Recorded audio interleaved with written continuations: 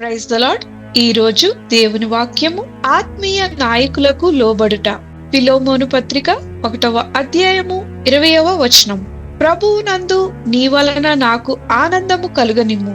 అపోస్తులుడైన పౌలు చెరసాలలో ఉండగా ఒనేసేముకు సువార్త ప్రకటించి క్రీస్తును అంగీకరించినట్లు చేశాను. అయితే అతని గత జీవితమును బట్టి ప్రతి ఒక్కరూ అతనిని తృణీకరిస్తూ ఉన్న సమయంలో ఫిలెమోనుకు ఒనేసేమును చేర్చుకోమని, ఆత్మీయంగా బలపరచమని, తద్వారా అతనికి అనగా పౌలుకు ప్రభువులో సంతోషము కలుగునట్లు చేయుమని మాటలు వ్రాయిచున్నాడు.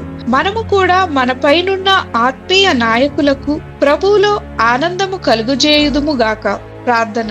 ప్రభువైన యేసు, మేము కూడా నీకు లోబడినట్లుగా మా ఆత్మీయ నాయకులకు లోబడి జీవించే కృపను దయచేయమని యేసు నామమున అడుగుచున్నాం తండ్రి. ఆమేన్.